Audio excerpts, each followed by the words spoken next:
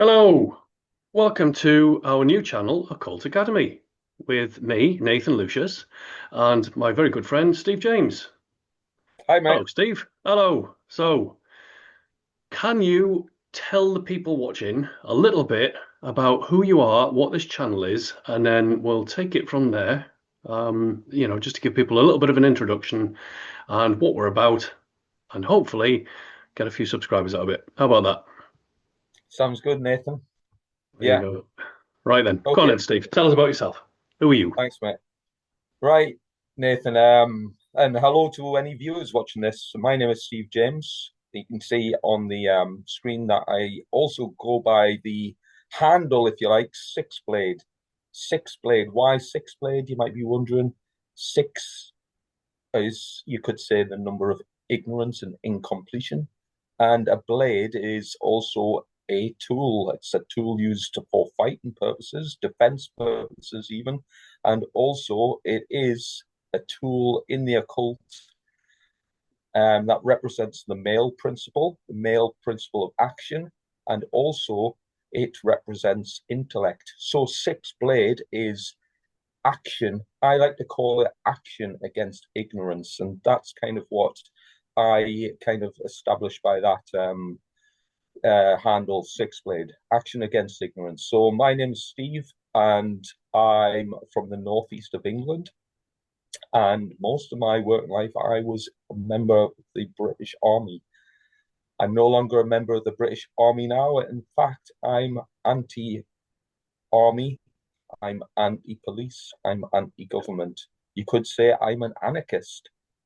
A lot of people will kind of not be fully familiar with that term, and hopefully the Occult Academy is a way to express what that means in more detail and more clarity. Again, just to take action against ignorance that comes with terminology that people aren't fully acquainted with. And I think the Occult Academy is an excellent platform to establish a deeper and more meaningful understanding on the hidden dynamics of nature and the universe and our part in it. How about that? Perfect. Just well, why don't we clarify straight in? Let's start defining a few terms. So you've just mentioned something about anarchy there, which a lot of people think is to do with chaos, to do with no rules and complete do as you feel without any consequence and things like that. So shall we start by defining what the term anarchy is as opposed to what people think it is? Let's go in with that, shall we? Oh, that's a great way to start. Well, start as we mean to continue. Well, confusing Yeah, everyone. exactly. And like I said when I introduced myself, anarchy is a term that's not very well known, or it comes with a lot of negative connotations Yeah, because basically people are ignorant to what the word actually means. But in terms of a definition, the word actually means no rulers, and it comes yeah, from the you might have you'll definitely be well aware of the term yeah, archon, which yeah, means ruler. yeah. Anarchy means no rulers, and again, to quote many people who use this definition, it doesn't mean that it doesn't come without rules, because there is rules, and there's rules inherent to nature that we need to follow and abide by. And again, ourselves and the work we do on the Occult Academy is a means to establish what these rules are and how it works and fits into our lives. Um, Anarchy. Everybody is born an anarchist. What happens is we get progressively brainwashed from the day we're born in order to establish authority and governance over us. Governance is not natural, it doesn't occur in nature, therefore, it's inauthentic. And therefore, if we follow a system of governance, we become inauthentic in our thoughts, emotions, and actions. And of course, this all leads to chaos. Anarchy is not chaos. Anarchy is not violence. Anarchy is the natural state that we were born in, and is the way that we should all live in. And we can be harmonious. We can live peacefully and have a coexistence without violence and chaos in our lives. We just have to have a certain mindset and understanding in order to establish that. I hope that kind of puts some meat on the bones. Yeah, I mean it's a lot to do with sovereignty. I mean, it's a word that gets thrown around a lot, I guess, but it's another one of those misunderstood things. Sovereignty people associate with kings, rulers, emperors, and power structures, the state, statism, all of these things. And yet sovereignty just means, that you have the power over you. You are, you are your own kingdom. You are in charge of your own senses. You're in charge of your own thoughts, your own actions. And, a lot of what we're dealing with here is going to be based around natural law. So, to me, when we discuss things like anarchy, the occult, things that, I mean, there's a lot of misunderstandings, there's a lot of misrepresentations around this subject.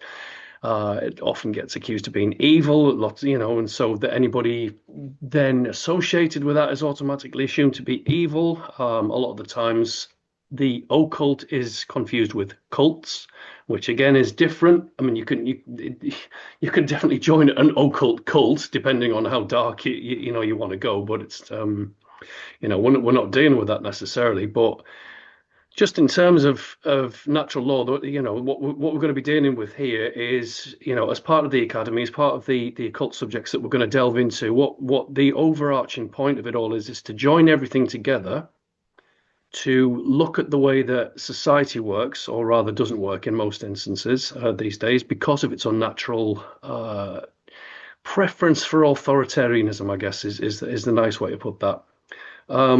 But also, if we look at it from the perspective of we are trying to bring a new age of enlightenment. I mean, we're living in very dark times, Yeah, and a lot of occult subjects have been deliberately hidden for many many years. So this is why there's a massive amount of misunderstanding around it.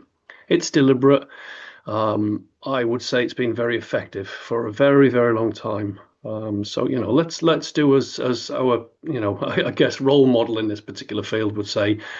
Let's demystify it, but let's demystify it from the perspective of we are sovereign beings, and freedom is probably well, I think freedom is the most important concept for all of us to band behind, to unite behind, because without freedom we've got nothing. So again, first principle is sovereignty. Without that you've got nothing. If you don't understand your own sovereignty, if you don't understand your own mind, your own place within nature, within society, we're lost. So again, there's that. So let's as part of this new channel, the new enterprise that we've got as well. I mean, obviously we've got a Telegram channel which is quite successful and busy with all of this, and I think it's gone quite, it's flowing quite well. There's a lot of new members adding every day, and it seems to be there's a good discourse in there. There's a good understanding of the fact that this isn't an evil subject. It's not about witchcraft and sorcery and demonology and things like that. It can be. I mean, there is certainly a darker aspect of the occult that delves into all that, and I suspect a lot of it would be viewed as interesting, exciting, and yeah, it certainly can be. It's not something that I would personally delve into, but yeah, there's aspects of it. But largely, the community seems to be getting a little bit easier talking about the occult in terms of what it actually is. Which, if we look at it in its most basic format, the occult is an understanding of the natural world and the natural universe around us, as well as our place within that, as well. And so then it looks at sort of things like philosophies, the inner workings of the mind, psychology, understanding things that have otherwise been hidden, locked away, or used as weapons against us to keep us under control and, you know, keep us suppressed, I guess, as a people, as a world, to divide and conquer us, to keep us in the dark. I think would be a fair point. So yeah, so I'm going to stop prattling on because I think I've covered a massive range of stuff there. Um, so I'm going to try and give us both an introduction so the listeners don't think we're just two nodding heads on the screen talking a load of bollocks, which I'm sure we'll get accused of eventually but it doesn't matter. Everyone talks bollocks these days. Um, I think I've asked you this before on various podcasts or whatever, but can you tell me what got you into this in the first place? What got you into the occult, into natural law? What got you into investigating Psychology, the truth, as in, the truth movement and, conspiracies and things like that. What got you into all of that? What was the trigger? What was the catalyst for that? That's a great question, and I hope you've got plenty of time. Plenty of time, mate. It's our Because my podcast now. We've got our own. We're going to roll well, with it. fair enough. Well, fair one. My answer isn't necessarily short and simple, but I will try to keep it Go for fairly it. Do I need concise. to sit back for this? Hey, sit back, relax, I'm unwind. I'm going to robe master. You're going to start. I'm going to go and get me robes on just to, to get into the You do that theme of while the I'm red and blue. And I'm going to just say, go for it. Give us what you yeah, got. go for it. Okay, so I got into the occult by a long series of contemplation, you could say, starting from when I was a kid. And I don't think I'm unique in this respect. I think a lot of people have went down this avenue of wanting to figure out what I love the road, by the way, to That's want great. to figure out what the world is all about. We all do that. That's what we do as kids. We want to look and Yeah. see what the world is all about because it's new. It's new. It's just because you're told certain things doesn't mean that you stop inquiring about it. So one of the first things I can remember as a child, and I can't remember the age I was, perhaps 6 or 7, maybe even younger, was I used to test out reality because I was convinced at that Mhm. early age that there was something not quite right about it. I didn't know what. Obviously, I was a young kid. I didn't have the mental acuity to figure that one out, but I just knew that reality was somehow unusual. So Yeah. what I would do to test reality out was I would look at reflections and try to see if there was some sort of discrepancy, whether the reflection took its time to materialize or whether there was something missing from that form. And I would try shop windows, reflective surfaces, car bodywork, mirrors, Yeah. water. Of course, the reflection in the mirror always came out with Shrek. So I can't- I don't, come on, Steve. I mean, what you've been described as the silver fox. I'm not letting that one go. You can't claim that one. If you're okay. Shrek, God knows what I can do. I'm a donkey. But anyway, of course, I probably convinced myself that something was amiss, but I couldn't figure out what it was. That kind of mindset never left me, to be fair.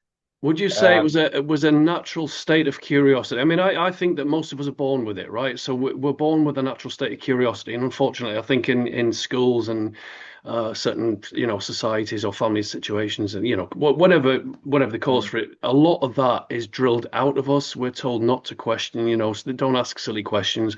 Just stop using your imagination. It's grow up, blah blah blah. But necessary. I think that is probably a mistake. I think that's the wrong way to handle it. I think curiosity and imagination has a massive part to play in intellectual cognitive development and progress as a overall way forward, really. So I would say that what you've just described there is a perfectly natural curiosity, but oh yeah, thankfully you didn't let it die.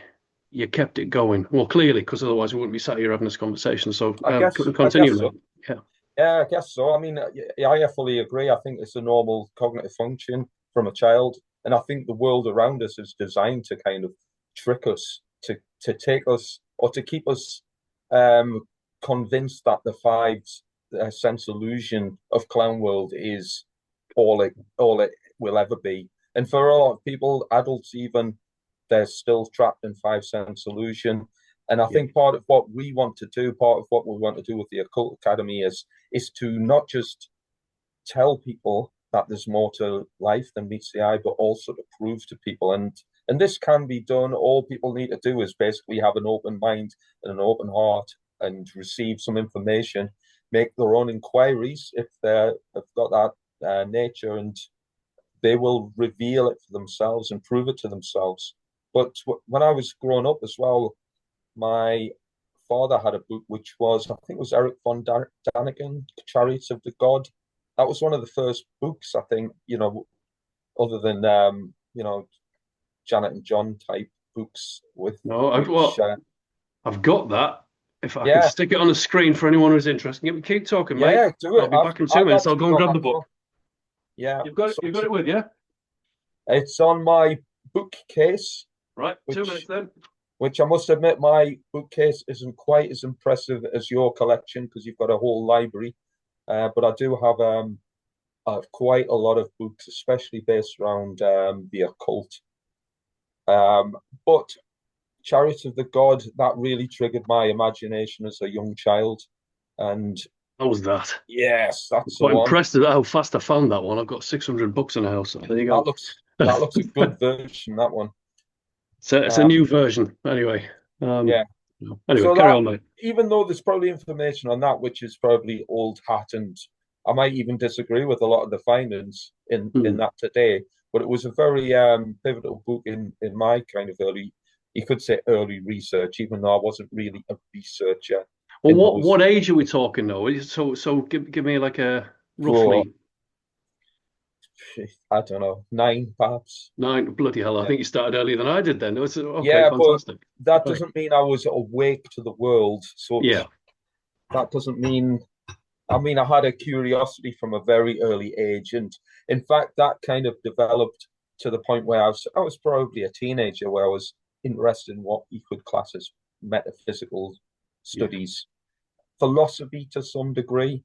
Even though I mean, I was obviously learning about these things, it doesn't mean I was in any way, shape, or form some sort of expert on any of these subjects. But obviously, I joined the army, and I've been in the army for many years, even to the point where I was still interested in, you could say, mysteries and conspiracies, but never to the stage where I realized the deeper connections behind it. And I mean, without wanting to jump too far forward, some of the deepest mysteries that we can uncover is, you could say, natural law and how our behavior has a direct consequence on the world that shapes Yeah. all around us. And it's therefore essential to understand aspects of objective morality and natural law. And without that understanding, all of these conspiracies, all of the research that people are doing, the hard work to Mhm. find the truth about the world means absolutely nothing because it'll just Fizzle out. plateau. Yeah, it'll plateau to a certain position and fizzle Yeah. out, like you say. I think well, I mean, certainly yourself and well, we've both been through the phase where we've become completely ultra black pilled at certain points where we have tried explaining things to people. We've tried to point them in the right direction. Maybe not effectively enough. Maybe we're doing it wrong. Which doesn't mean we've got to stop trying, which we're not going to. Which is part of the whole concept of the great work is that you don't stop. Take a break if you gotta, reorganize and get back into it. I mean, we'll definitely come back into this because obviously it's a problem that well caused us both. I mean, we've written a book that again I'll come back to later, but it's called Fake Awake, which looks at the aspects of why the battle for freedom or the fight for freedom is failing. Well, I'm going to say catastrophically, or it has been in many ways, but that doesn't mean that it can't be done. It doesn't mean that the fight's over. It just means that we genuinely have to have a massive rethink as to how this is done, because, Yeah, I mean, don't get me wrong, certain people like David Icke, Mark Passio, Jordan Maxwell, I mean, I know he's not with us any longer, but, these are the old veterans, and my God, they have absolutely hammered, hammered away at research, investigation, truth, conspiracy, the occult, the esoteric, all of this esoteric realm. They've done absolutely amazing jobs at getting that out into the public arena. To the point, I mean, it must be exhausting and frustrating for them to know that 30 years and 40 years, 50 years into their research, largely, yes, there is an awakening movement. There is. I mean, we can all see that people are questioning. That's brilliant. It's absolutely fantastic. But now we need to take them from the questioning phase to the investigation phase to the conviction phase, right? And so again, I'm fully on board with the idea that this is not game over. This is a battle that can be won, and but again, we've got to face facts. We've got to look at the harsh realities before we can look at the solutions. I mean, we do have the solutions. Thankfully, I think we've got the solutions Yeah, anyway, and we've tested it. We know that it works. But we've also got to point out the failings where the movement's gone wrong, where society's going wrong in general. I mean, there's a massive um, problem with critical thinking, as far as I'm concerned. Which again, there's a solution there. As soon as you're aware of something, you can begin to fix it. So anyway, right, I'm going off track. What I was going to ask you before going miles away around that side of the earth, how did you go from curious intellectual as a an inquiring mind at sort of 9, 10, into your early teens to I'm going to work for the state as a hitman? I mean, how do we go from that to I'm joining the army? What was how do we go yeah. from that to that? What Well, was the catalyst? I mean, grew up in the northeast in the city as a child, but as a teenager, I lived out in the middle of nowhere, out in the Pennine Hills, middle of nowhere. My nearest neighbor was about 200 meters away from me. Oh, sounds I've like not, bliss. uh, in a sense, it was really quiet, countryside all around, and I became, you could say, a real outdoorsman, an adventurer. So from the age of probably about I think I had my first knife at the age of 8. So I would be out in the woods from an early age. But from about the age of 14, I believe, I was out doing survival training as making shelters and Yeah. living off the land with edible foods. So that was a big interest of mine when I was a young teenager. Survival and outdoor, making fires in the woods, Yeah. and that gave me a real sense for the outdoors, obviously.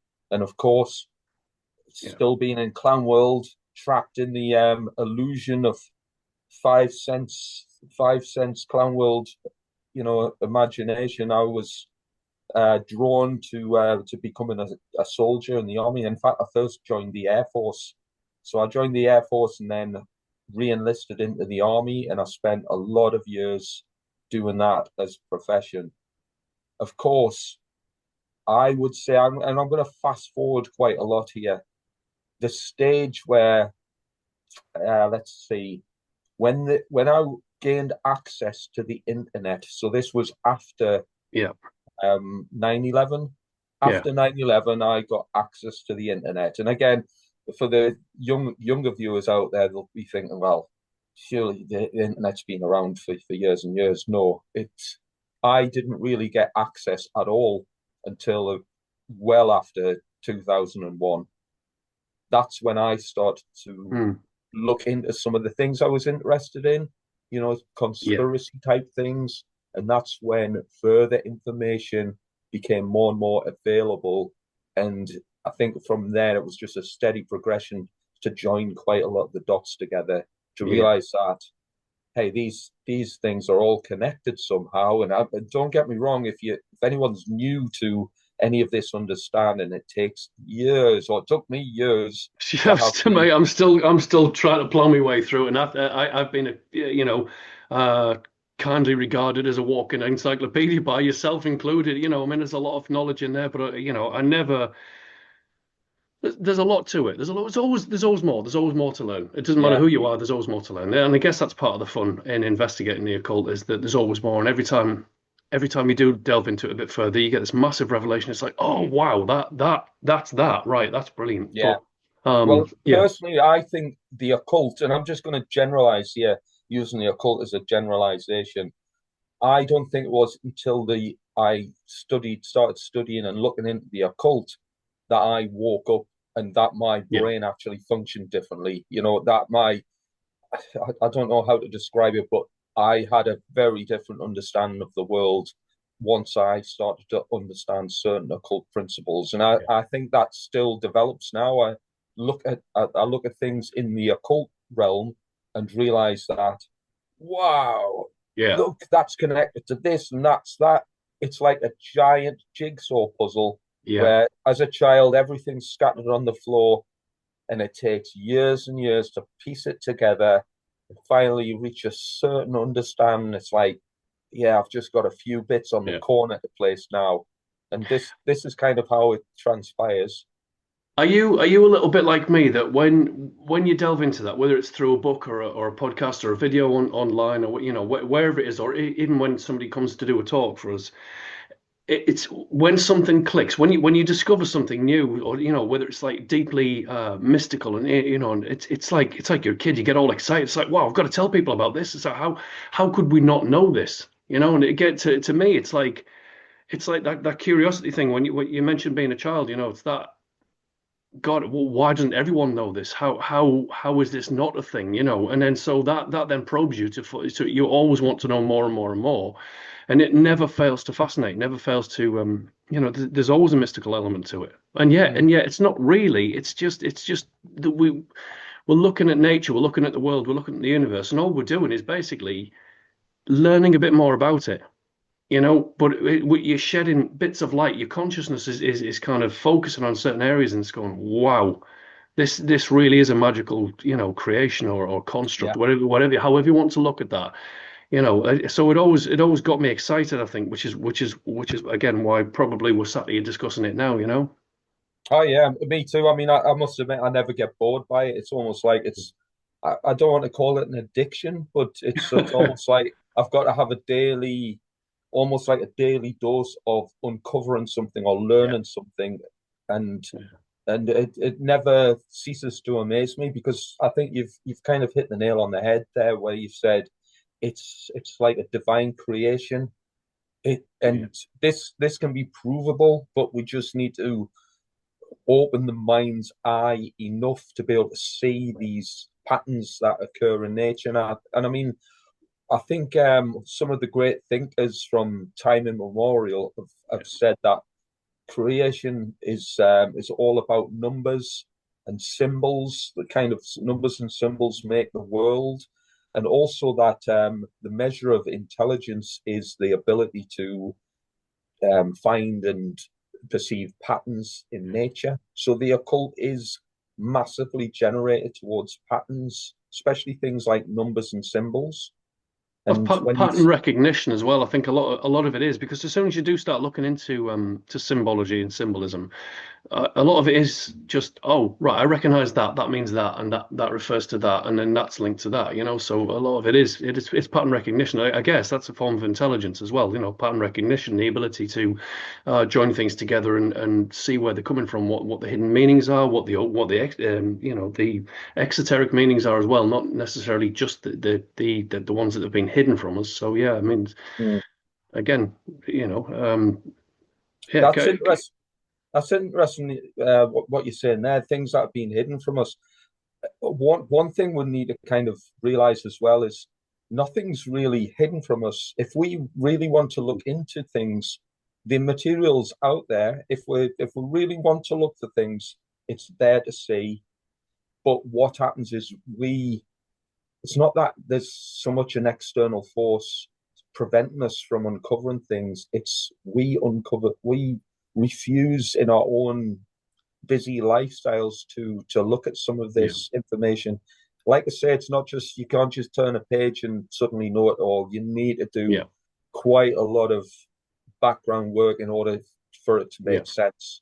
Well, And one of the things that makes that difficult now is there's so many distractions as well. And I'm speaking for myself as well here. I mean, just daily, there's so many things to divert your attention. As the exciting things, busy things, stressful things, family matters, work, etc., etc. There's always something there to distract you, which is quite effective actually, unfortunately. But yeah, yeah, carry on, mate. Yeah, I because mean, you're exactly right. And there is, let's just say, there is a hidden hand that are providing and yeah, offering us all these distractions. So it's not as if they're deliberately burning all the books that's got all these oh, I hidden disagree. secrets. I There disagree. is a Yeah, yeah, lot of it, but yeah, it's not just that. It's a fact that if you can offer enough titillation, titillation and distractions, football, for example, yeah. a lot of blokes my age love football and try Well, to have a especially up in Newcastle. I mean, we've got to be careful we don't offend half of Geordie land here, because they're quite fond of their football up there with the yeah. Magpies and But imagine, the Dog Star. yeah, It's a- exactly. So imagine trying to have a conversation about, I don't know, let's just say objective morality with a load of people yeah, in a, a load of blokes in a pub drinking beer, watching the football. They just wouldn't have it, would they? no, So no, again, this information's never going to fall on their ears or be received with gratitude. But yeah, just on that, let's talk. I mean, I'm from Newcastle in the northeast. Newcastle United, black and white, the yeah, colours of the Masonic checkerboard floor, yeah. which is all about the duality of good and evil, the pathway of Brilliant. good and evil. It's interesting. Also, you also mentioned the dog star. So, Yeah, well, I learned that from you. I know what you're going to go with here. So, so Newcastle United are synonymous with I forget the name of the breweries up in the northeast. Newcastle breweries, perhaps. I think it is literally Newcastle Brewery, isn't it? It Newcastle could be, Breweries. Yeah, yeah. For but Newcastle Brown and things like that. yeah. Yeah, yeah, yeah. So one of the prominent beers. I'm drinking a beer just now, but that's not Newcastle Brown Ale. Oh, Newcastle traitor. Brown. Newcastle Brown Ale is one of the foremost beers. It was brewed in the northeast, not anymore. But Newcastle Brown Ale, it's known as a pint of dog. Colloquially in the northeast, you call it a pint of dog. Can Don't know you why. explain what that's linked to? Because I mean, again, this goes deep, and it goes literally about 4,000, 5,000 years back in history, which we'll come to in later episodes. But my God, is there some Yeah. revelations in that? I'll tell you. But yeah, go on, tell us about All the right. Dog Star. Go on. So the Newcastle Brown Ale is called a pint of dog, which links to the dog star. The dog star is Sirius, and Sirius. I believe Sirius is the brightest star in the sky, or certainly one of them. We're Uh, told it is, yeah. yeah, but it's also a very prominent star, and it's used in all the mythologies, all the Yes. ancient religions understand what the prominence of Sirius, and it's massively important to Freemasonry. Freemasonry and some other traditions identify Sirius as a blue star. It's also a binary star, so it's like a two-star combo, Yeah. but it's known as the blue star. So Newcastle breweries who made Newcastle Brown Ale, a pint of dog, as in the dog star, had the blue star as their logo. And all around the northeast, and again, if nobody's been there, the northeast, all the pubs in the northeast used to have an illuminated, um, what's that gaseous glass thing that they Oh, use? neon. Neon, that's the one. Neon. Yeah, yeah, yeah. Neon signs outside of many of the pubs in the northeast had the blue star. And I mean, I remember this from a kid seeing all these blue stars, very prominent. Um, so the Blue Star is also that used to be a sponsor of Newcastle United. So the I didn't Newcastle know United, that. Oh, okay. yeah, Newcastle United used to have the Blue Star on the chests as part of Yeah, their yeah, yeah, yeah. I remember that. sponsorships. I remember because I remember that with the kits and the black and white with the blue star in it. So Yeah, is that like an official sponsored company or the uh, brewery or it would have been. I mean, I don't want to. I mean, I might be incorrect in the names of the companies, but it was like a Northeast brewery, yeah, and that was the livery of the Newcastle United team. Again, right. football fans will be obviously thinking I'm sort of maniac because I don't know this Oh, there'll insufficiently. be a poll to the pair of us for that, won't Yeah. there? It's just But but one thing's for sure, football fans, do they know that there's 22 players on a football pitch? which coincides with 22 is massively important. It yeah, coincides with everything. The master builder, who's associated with yeah, Nimrod, but it's also 22 books or 22 chapters in the book of Revelation, yeah, 22 pathways on the Sephiroth in Kabbalah, yeah, 22 cards in the major arcana in the tarot yeah. card deck. 22 is the caliber of bullets used by the elite special forces, such as 22 SAS. Um, You'd there's know a many. bit about that, Steve. I think. I'm saying nothing. I'm But saying nothing. Hey, I'm sworn to secrecy. I'm hermetically sealed. How do you like that one? If we're going to go into the occult, I'm hermetically sealed at this point. So, fair enough. That's another secret society. well, there's a few of those around, isn't there? Yeah. Um, well, I mean, I think 22 fallen angels. 22 fallen. Oh, is there only 22 fallen angels?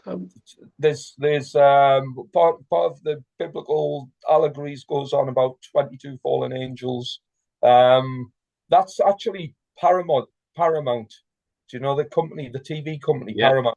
You'll yeah, see the stars flying over the lake. Then yeah, they'll appear over in a circular shape over the mountain. yeah, Um, so 22 stars in that company logo yeah, over a mountain. And when you look at that, if you look at it in sufficient detail, you'll think, oh, that's a triangle, and there's a circle, an yeah. illuminated circle on top, which is, of course, the symbol for the Illuminati, which which is Well, quite interesting.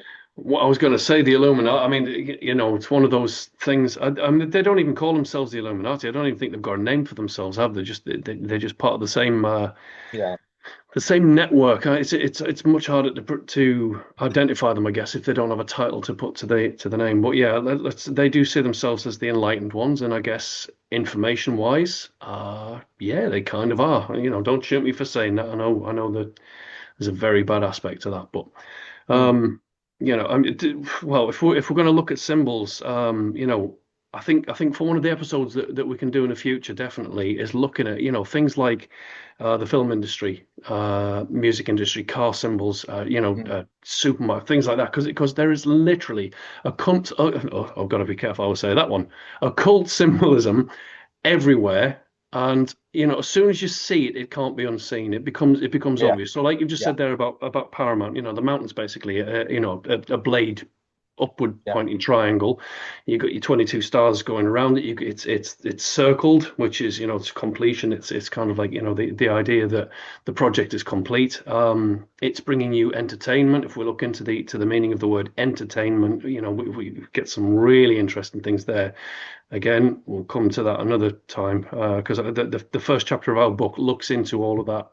Um, wordplay to do with technology that's been used against us or being used to manipulate us, and how it's linked into certain very ancient Greek. I think a lot of it's Greek aspects of the occult as well that was taught in mystery schools, and it's still being used today. So there's that. But what's the other one? Used to be TriStar with Liberty. Oh, TriStar. Columbia Thinking TriStar, about isn't it, it?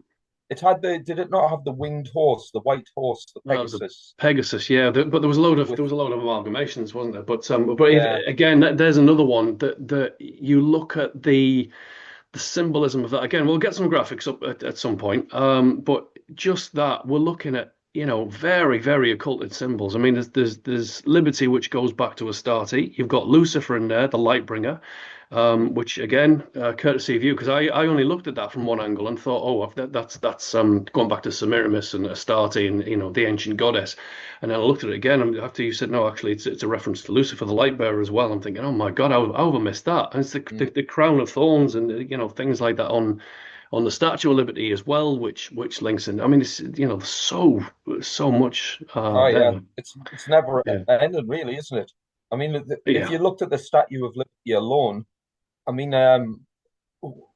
one thing that appeals to me is the fact that it's 93 meters tall, which yeah. 93 is a massively significant occult number, and anyone listening to this will maybe Yeah. start thinking, well, wasn't there a flight 93 that hit the you know such and such Are, during 9/11? are we Um, self-censoring it so that we don't get kicked off before we begin? well, not so much self-censoring. I'm just trying to remember certain specific facts so I We'll don't go. get them We'll wrong. go with the first one, so it doesn't make us look daft or anything like Yeah. that.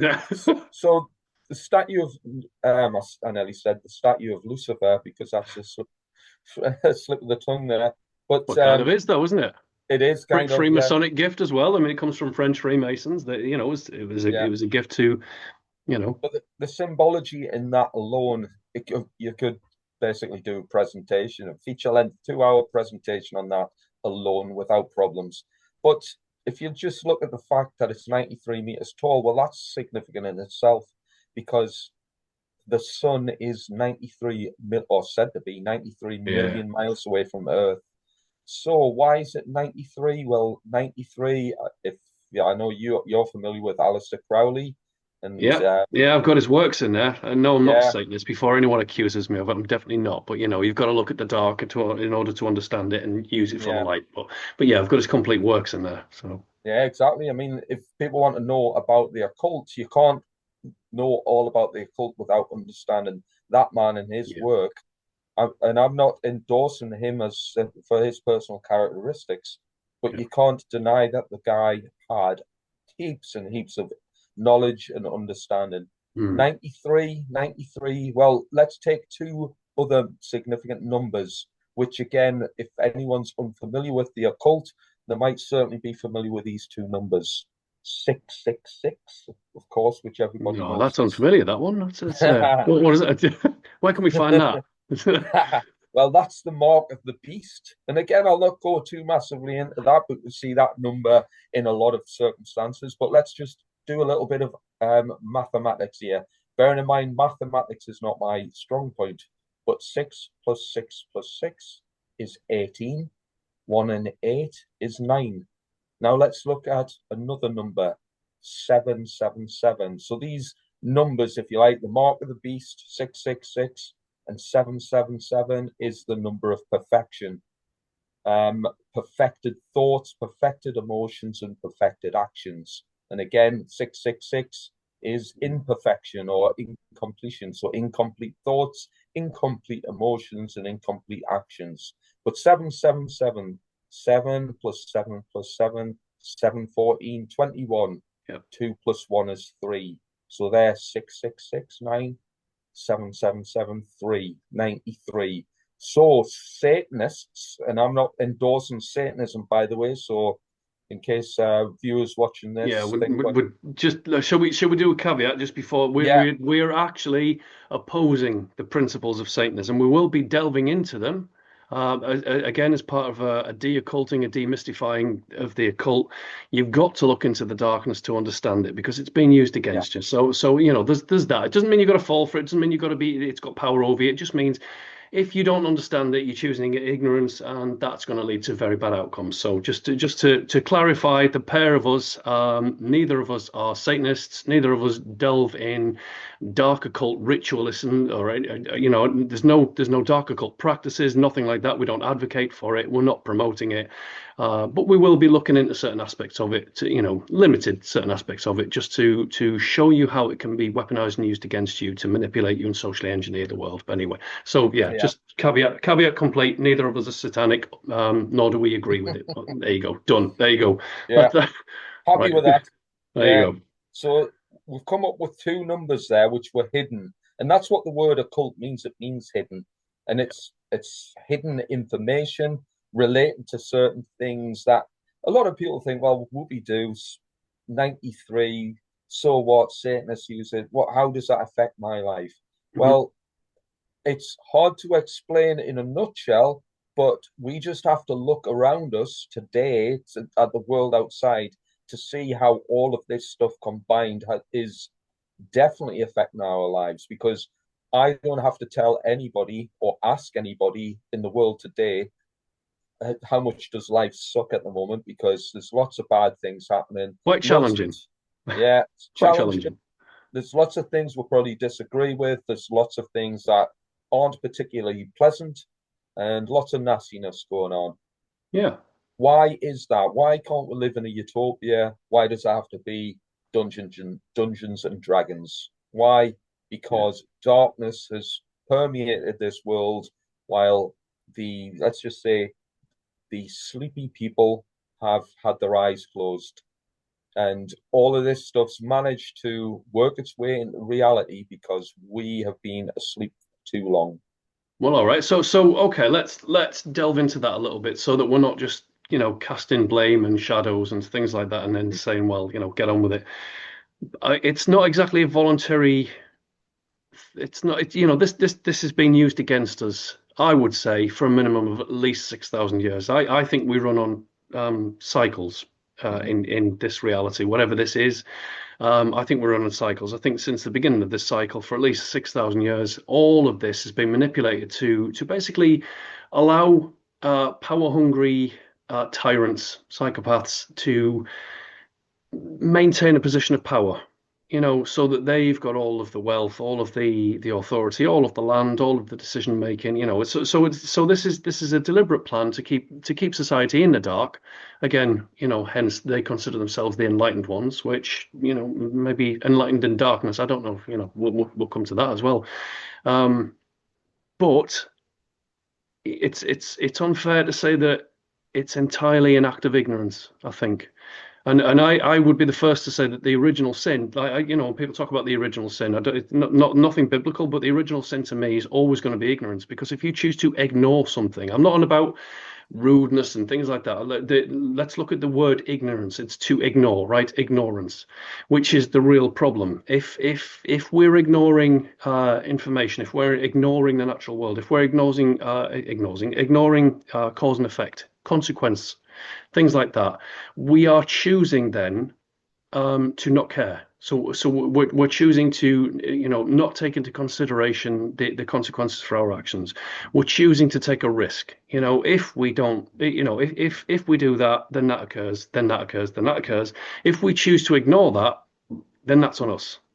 And I think what society has now fallen into is almost an apathetic state. So it's like they have become so hopeless and subjected against the system that keeps imposing itself on us day after day after day. I mean, it just keeps getting, the noose is getting tighter around our necks day by day. I mean, especially with censorship and limitations of freedoms and, restrictions on movement, things like this. This is a very ancient control system on steroids at the minute. It's running with it, and I think part of the reason for that is that the people, society, have chosen apathy, ignorance, convenience, an easy life. They've gone for an easy life.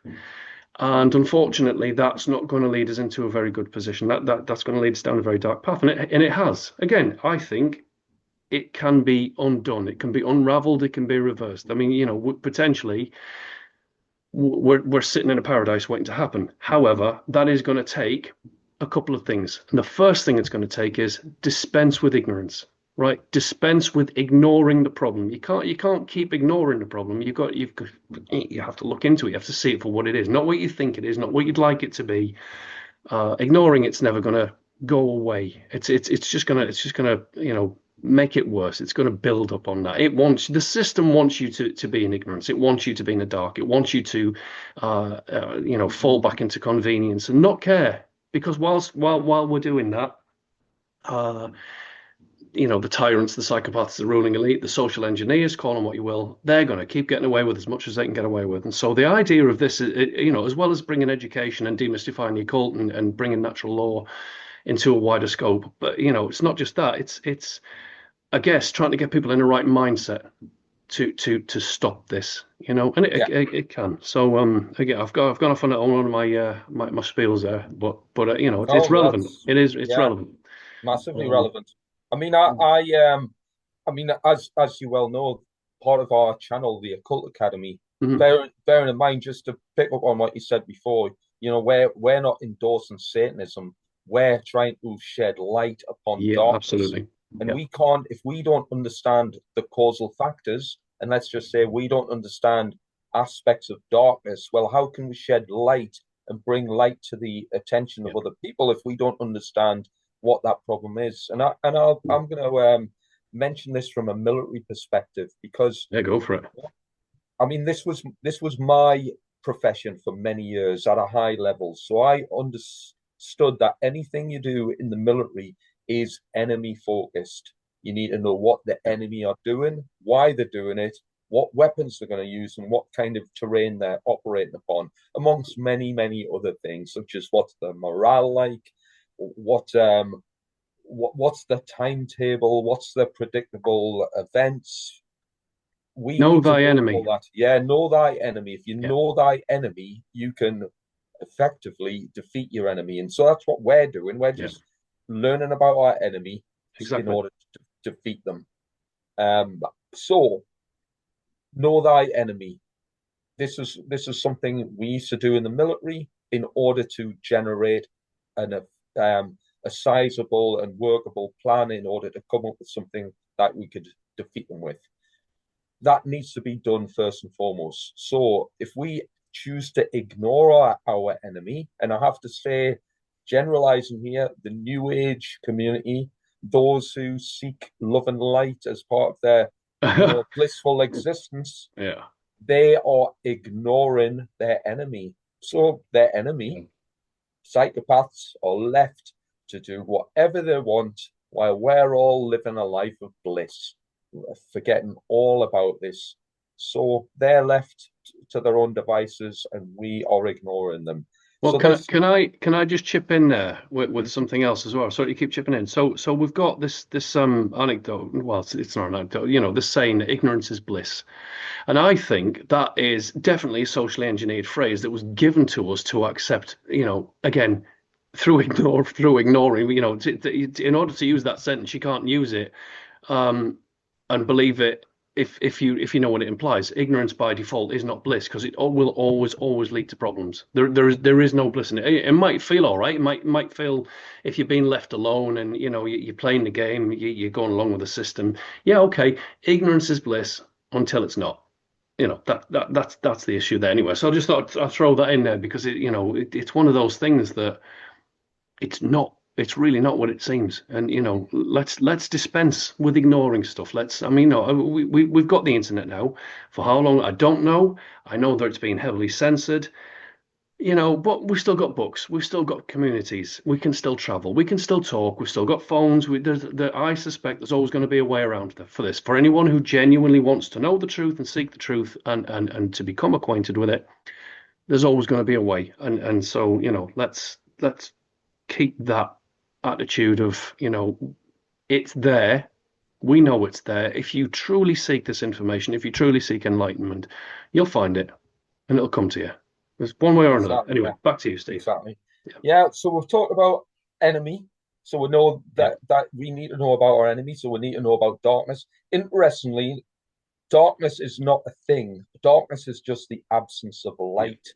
And I will often say, well, light, you could say light is bits of information. Light is comprised of, or light is comprised of photons. A photon is a bit of information. So if we want to shed light upon darkness, well, we don't have to take darkness away. We just need to shed photons upon it, i.e., information. Yeah. We have to shed information or impart information upon people who want to be drawn to the light. Yeah. That's what we need to do. But if we were to look at our enemy in depth, well, we can come across something that we can term causal factors. Yeah. Getting to the roots or the weeds of the problem, we get to the depths of the causal problems. And from there, if we understand the mechanism that's at fault, the gears that are rusted, etc., we can fix that problem Yeah. by understanding where to make the adjustments, where to put our tools to make those adjustments. So Hang cult on. factors. And this is part of what we do with the Occult Academy. And bearing in Yes. mind, we actually call it you are entering the good guys academy. Just Yeah. again to go on to the caveat you made earlier, because we are the good guys. I'm going to say that. Why? Because we're shedding light upon darkness. Yeah. If anyone's uncomfortable with that, well, I would just say, prove us wrong, but give us time to air out our case.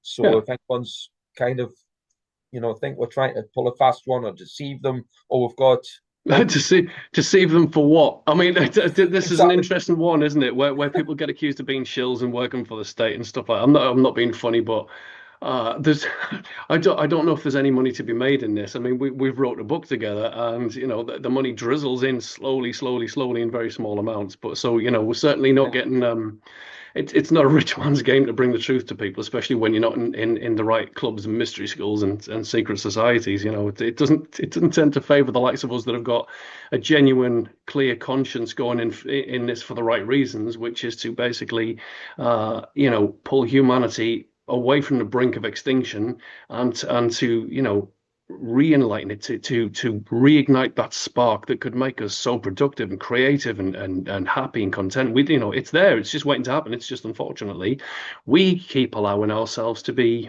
diverted and subjected, and largely, yeah, it is a choice. I think largely, if you are aware that there is a problem, and you choose not to do anything about it, then it does become your problem.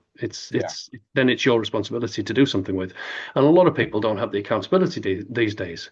A lot of people, they don't have the hope. So one thing that they're lacking is hope, which is a fear response. It's they feel helpless and purposeless because they don't know how to react to this. They don't know what they're dealing with, and so therefore, any answers, any potential, investigations into what the root cause is, which will lead us directly to the outcome, the answers, the solutions to this, they're too afraid to look. They're too far gone. They're too apathetic. So okay, yeah, let's bring them out of that, isn't it? Our job now is to bring them out of that, to keep that spark alive, and to hopefully make it thrive. Right. yeah. I agree. So So one of the points I kind of hammer home on our channel especially is the need for a precision what I term a precision education yeah, to refine knowledge to get the really really pertinent points of certain aspects of information so we can come to a, let's say, a precise understanding of yeah, things. yeah, So absolutely. precision education is required.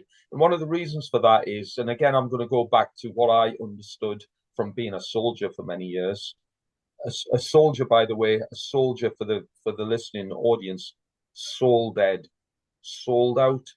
soul dire. Yeah, So, in other words, the person with no soul because their soul is dead. That's what a soldier is. That's where the yeah, word kind of derives from. But regardless of that, soldiering is mortal combat. Mortal combat is frightening. It's scary. It's fearful. How do you conquer fear? Conquer fear with knowledge. So when I talk about precision education, it's to gain knowledge. Knowledge will help in almost every single circumstance where there's elements of fear. So if yeah, there's two generating factors that affect the mind, and we talked about the number 93 earlier, and I'm not saying your mind needs to be 9 and not 3. I'm not saying mm. that, but there is a distinction here which if I get to it during this conversation, perhaps, but if not, another time. But but there's two aspects, there's two polarities that the mind can be at. It could be a fearful mind, or it can be a mind of positivity and love, yeah. care, compassion. Two opposite ends of the spectrum. So again, if we are kept in a fearful modality of mindset because we lack knowledge and we don't understand a situation, and if we don't understand a situation, we can't react accordingly with emotions and actions. Yeah, So therefore, our mind needs to be right before we can fix any situation of those causal factors. So knowledge is important. This is why I massively want people to join the Occult Academy or learn. We recommend certain things which will help, not just our own book, yeah, but certain other things which will help people come to this precision education. Not only that, we also have to develop what I call a battle winning mindset. So if we've got the right yeah, attitude, and this isn't just about being healthy in our minds, it's about being healthy in our body, it's about being yeah, healthy in our outlook.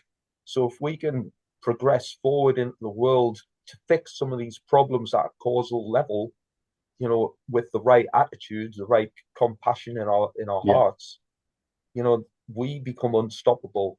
So I absolutely. What I was going to say there is, you've just mentioned a couple of things. Sorry to cut you off. So, the right attitude, the right mindset, the right, a healthy mind, healthy body, healthy spirit, healthy emotions, all of these things.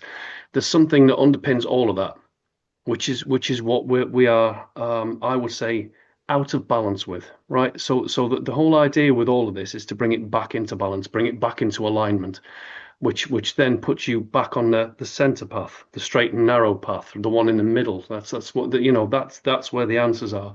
And a lot of what you've just said there is to do with being out of balance mentally, out of balance spiritually, out of balance socially, out of there's so many things out of balance with your health. And I mean, look how many people are overweight these days. Look how many illnesses people have. We're supposed to be, this is 2025. We're supposed to have the best healthcare in the history of mankind, and yet we've got more people with illnesses and ill health and things like that.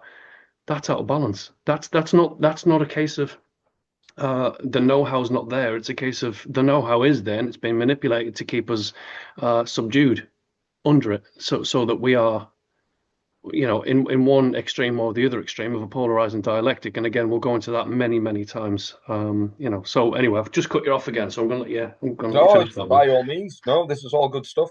Hey, let's go back to those numbers. We'll mention 93. We'll mention Aleister Crowley, and again, Yeah, for the sake of viewers, I'm sure many viewers have heard that name or read some of his books, or they'll have some understanding or comprehension as to who that character was. I'm But I'm pretty sure most people are familiar with who he was roughly. What I mean, yeah, what he was. I mean, he was definitely an occultist. I yeah, would say a dark occultist. So definitely, I mean, when you refer to yourself as the wickedest man in the world, that kind of gives the game away a yeah, little it bit, does a doesn't it? little bit. But But but anyway, he had let's just call it a religious cult called Thelema, yeah, and part of Thelema was an expression love under will. And again, I'm not going to go massively too deep into what that entails, so I don't lose viewers with complications. But part of that dynamic was expressed by the number 9 and 3. And again, these cult members would use 93 as kind of a calling card. They'd have it on rings, or they'd sign their name with the number next to it. So it was like an identifying mark, a symbol, which everything about the occult has some form of symbology or numerology embedded within it. So Mhm. 93, but let's expand on that a little bit. Let's talk about Nikola Tesla, who expressed the universe under the expression 3, 6, and 9. And he Yeah, had a load of, I think it was called vortex mathematics, in which to apply those numbers, which he figured out, well, this yeah. kind of explains an awful lot about the function and dynamics of the universe, which he also said was all about energy, frequency, and Frequency and vibration. vibration. Yeah. Yeah, So let's just call those concepts 3, 6, and 9. So 3, 6, and 9. So we've all already exposed the numbers 9 and 3. So six yeah, six six equates to 9. Be rendered down into yep, 9. yeah, 7 7 7. Bearing in mind 7 7 7 6 6 6 are yeah. almost polar opposites. 7 7 7 equates to 3. Well, I was going to Um, say because you got the 21, which then you add the 2 and 1 together, you're back to 3.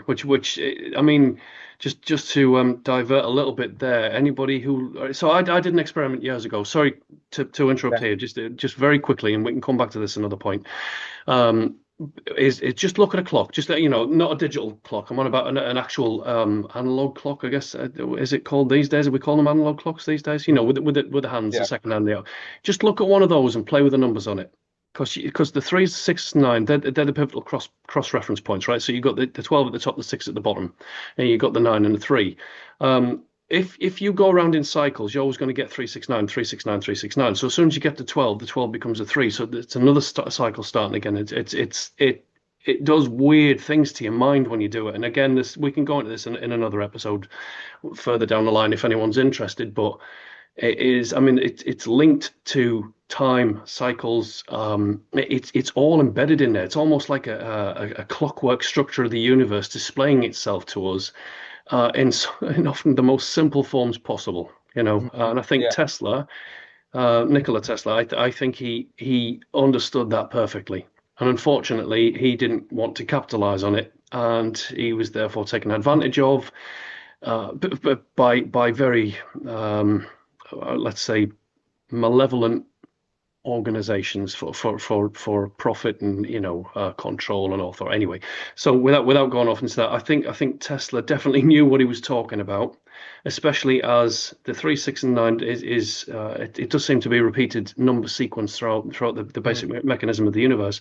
But you've just mentioned there links into energy, frequency, and vibration. Hmm. And as we're talking about natural law, so when we're talking about natural law in the physical world, the physical universe, so universal natural law, which is different to object, or, moral natural law, you're looking at the seven Hermetic principles, which delves largely with things like energy, frequency, vibration, polarity, mentalism, consequentialism, cause and effect. You're on about causal factors, root causes. Well, every cause has an effect. Every effect becomes a cause for yet more effect, right? So, Yeah. it's things like this. This is basic knowledge in the occult, I think, and it's all right saying it's basic knowledge. You've got to you've got to look into it initially to kind of get an appreciation for it, and Hmm. it might sound simple, and it is really. I guess it's just basic universal sciences from a certain perspective, but it works. It Hmm. works, and they knew this millennia ago, and they were Yeah. teaching this in mystery schools millennia ago, and yeah, so they know it works. Tesla knew it worked, and it led him into um, actually with the whole AC/DC thing, alternating currents and things like that against the direct, stuff like that. It led him into that kind of knowledge, into that kind of scientific discovery. So I think basically, long story short, is I think he knew a thing or two, Yeah. and it's Definitely. going Yeah. back into to what you're saying there. So anyway, so back to the numbers, mate. Cheers. Oh yeah. Well, to finish off on those numbers, I mean, you've mentioned that 9 and 3. Let's just call them polar opposites on the analog clock. Yep. Um, in Yep. the middle of that, the lower aspect of that, we've got the number six. Well, we've Yes. talked about the number six. I mean, I use the expression six blade, which I mentioned at the start Yes. of the chat. Six uh, revolves around, you could say, ignorance and incompletion. And this also, if you go into kind of biblical allegory, well, how many days did God take to build the Yep. world? Well, it took 6 days, and Six. on the seventh day he rested. So Yep. six also relates to the material plane, the material Yep. world, physicality. So physicality also has two kind of polar elements, which are part of the kind of divine order of that. We've got the 9 and the 3, which we've already kind of equated to 3, 6, and 9, Yep. energy, frequency, and vibration. But on the material plane, 6, we've also got the expression of will and love. So Yep. these tie into two massive principles in occultism. And when I say occultism, these are principles of the governing dynamics of how the universe functions. It's principles. Truth and principle is a word that many viewers will probably come familiar with. Why? Because if you ain't got truth and principle, you're just talking fairy tales. And we're not talking Yep. fairy tales, we're talking truth and principles. So part of that truth and principle is the expressions of the non-aggression principle and the self-defense principle. Yep. So, and I know you know all about I've got this hey, I've stuff. got notes prepared for this one, mate. I delved into this one big time a couple of weeks back. So let's go for it. Let's Yeah. let's let's power away into Well, this one. well, just on that. So I've mentioned the self-defense principle and the non-aggression principle. The non-aggression principle. Well, let's just who's out. If we're talking about the law of polarity or the law of gender, Mhm. um, out of the male and female members of the species, which one would you say is going to be less aggressive? It's usually the female. Well, I was going All to say, right. unless it's domestic situations, in which case Yeah, nobody knows these days. I mean, yeah, exactly. But in occultism, the non-aggression principle is related to the female, the divine feminine yeah, aspect.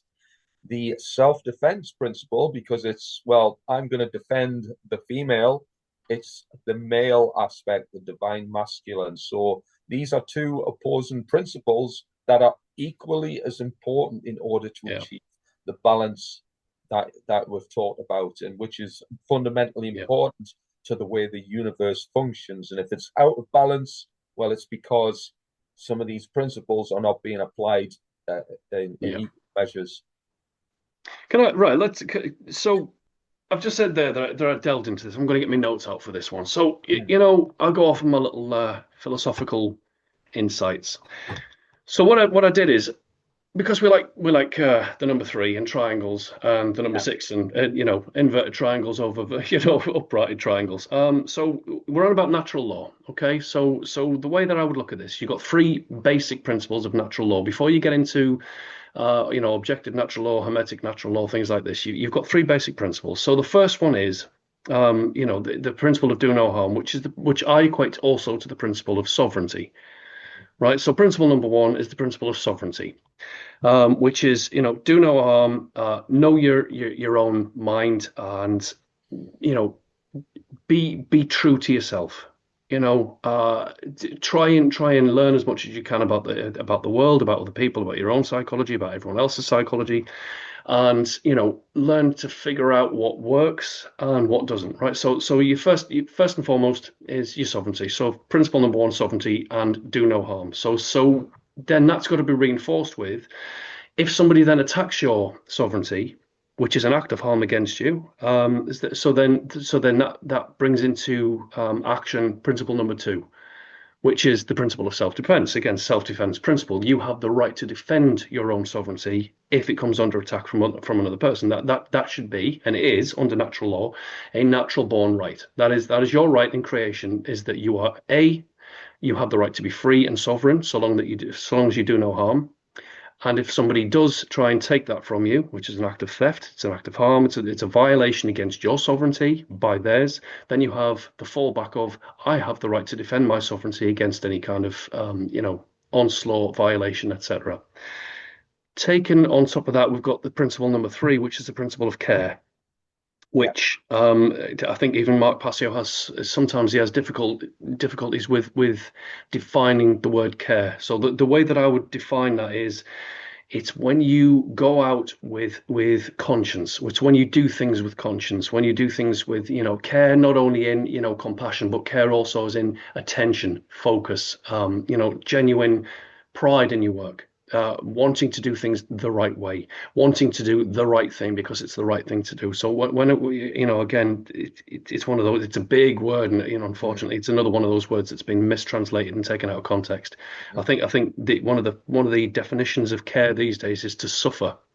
So we don't want that, and it's not what we're getting at. So again, these are the basic foundations of natural law, which is so you've got a pyramid there. Your first three foundation principles of natural law: principle of sovereignty and do no harm, principle of self-defense, and principle of care. There's your Yeah. if you want your blade, your upward facing triangle. But equally, there's a downward facing triangle, but I wouldn't equate that to the feminine. I would equate that to the inversion of it, which is the opposite. And we'll come back to that if you like at some point. In fact, I'll give you just a brief outline. The reverse of that. So when natural law is inverted, what you have is, first of all, ignorance, which is then, God, sorry, I've got a lot of notes. All right. Self-defense. I've buggered it up there. I've buggered it up. We'll come back to that when I can read my own notes. But anyway, there is an inverted pyramid, and basically what it all revolves around is the violation of other people's rights as Yeah. sovereignty. And that can only come about through ignorance, right? So if Yeah. you are violating somebody else's rights, freedoms, not health, property, if you're intervening in any way against that, then you are ignoring the first principles of natural law. So you're ignoring that the foundation effectively of a happy balanced life, of a sustainable society. And I don't mean that as in UN agenda sustainability. I'm on Yeah. about true sustainability. Okay. And so what that will always lead to is service to self, effectively, which is, you look at Satanism, not the devil worshipping aspect, not none of that. I mean, again, I think that's a massive Mhm. deception. That's a deceptive way Yeah. of looking at Satanism. That is not what Satanism is. Maybe some elements would deal with that, but Satanism is, first of all, to ignore, to not care about consequence, to not care about consideration for others, to not give a damn about the consequences of your actions, which means that then you are going to be all about yourself. It's all about me, me, me. It's all about how can I profit, how can I benefit, how can I, right? So that's your service to self.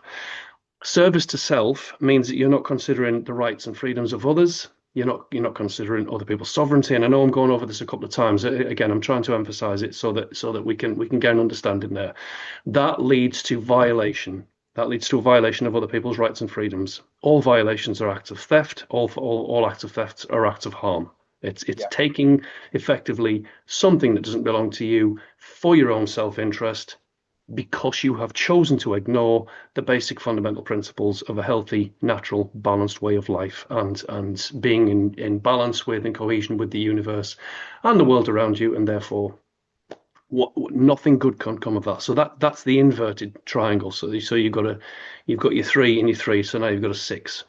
yeah, So again, you can say there's multiple ways of looking at it. It's work in progress. It's a thesis I'm developing, yeah. trying to Brilliant. put a model around it. I'm trying to do Yeah, something with that. But in short terms, I think this adds up to where you're going with the numbers. In fact, I think numbers are just the most fundamental, basic expression of the universe. It's the way that we can all kind of get to grips with that.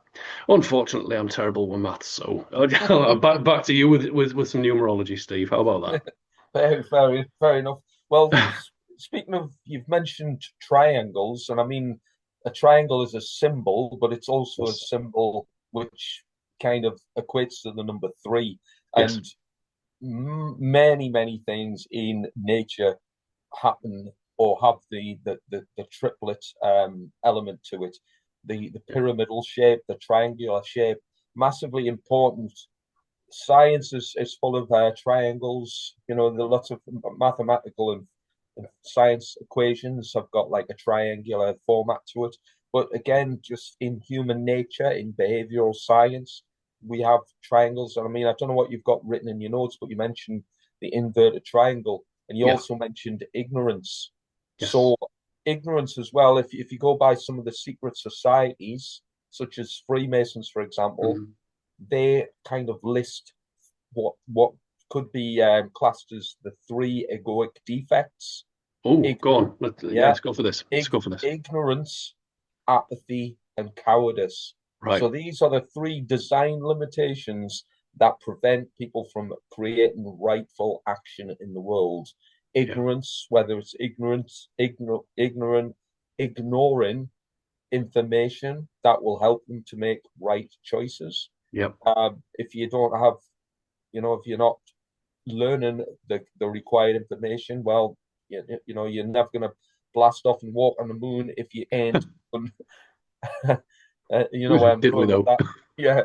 So you can't make technical marvels unless you understand how Right. to operate machinery through Yeah. reading science, for example. Likewise, apathy. Apathy is about, it's almost about having the right emotive power to care enough about doing a certain thing. And if it's not there because you just literally can't be bothered because you're too lazy, well, Well, it's I can add to this actually because yeah, again this comes into my notes and I've got a fair few pages there, so I can refine them. But it's if you think about apathy, what we're really talking about is carelessness. It's carelessness. It's not caring.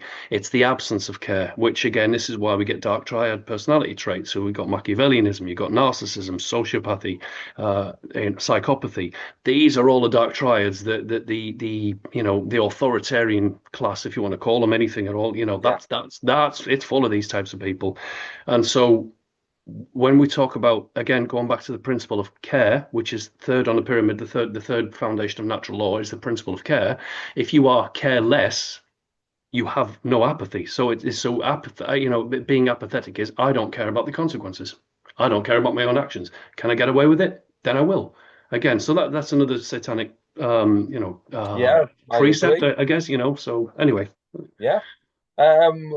So ignorance, apathy, and the final one of that Yeah, format, that triad format, is cowardice. yeah, I Cowardice is a form of fear.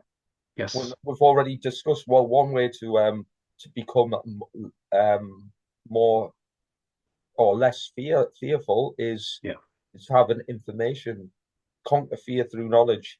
So yeah, cowardice, yeah, cowardice. Why? We've got that in many aspects of life. People don't want to get involved. Why? They don't want to put their heads above the parapet. They don't want to lose money. They don't want to. put their put their name in the naughty book so they don't get the Yeah. next promotion. It's all cowardice. Rightful action is doing the right thing regardless of the outcomes. Now, I'm not saying people should do something that's going to get them into a whole lot of danger. Well, but So, again, well, this is where common sense and discernment comes in yeah, as well. So it's not, it's not just a case of do what's right, and there is, don't be stupid with it. yeah. But Think critically. Yeah. yeah, but here's maybe an aspect where this could to work out in reality. I mean, there's a lot of people. Let's say a lot of people in the truth community who are maybe a little bit too passive in their outlook. Hmm. So, for example, well, I'm not going to fight somebody off if they're doing some sort of naughty behavior, some sort of Yeah. aggressive behavior that's going to result in harm, because I haven't got, a lot of people say I haven't got the right to hurt somebody.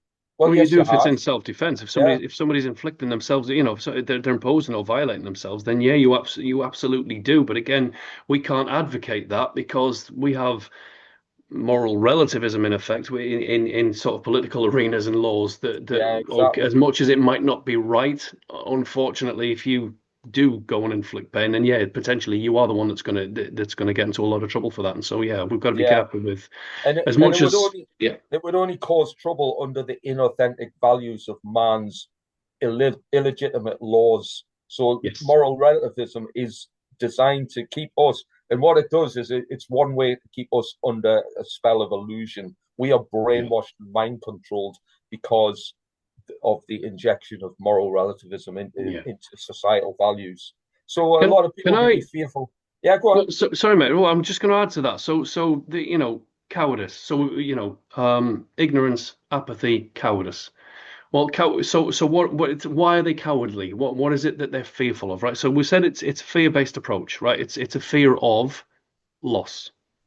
Yeah, Am I going to lose my job? Am I going to lose my income? Am I going to lose my reputation? Am I going to lose my freedoms if I fight back and defend myself, right? It's things like this. So if we again, and this all goes back to the first three principles. If it's a fear of loss, then that's your sovereignty being under attack. That's an absence of care being used against you. That's an absence of compassion, an absence of consideration. What you're left with then is loss or a fear of loss, which leads you into inaction. Which again, I understand that frame of mind. I just think we need to snap out of it now. I think we need to galvanize it and bring this back into, you do have the right to defend yourself. Again, not advocating for anything in particular, but under natural law, that is an absolute right for all sovereign beings, and we're all sovereign yeah, beings, right?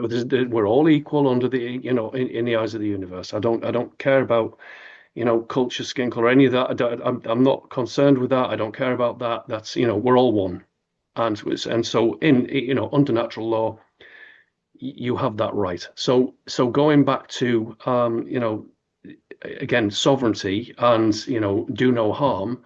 The whole idea of do no harm is to don't take that which doesn't belong to you. Don't, you don't impose yourself onto others, and you don't take what doesn't belong to you. So all acts of harm, again, are acts of theft.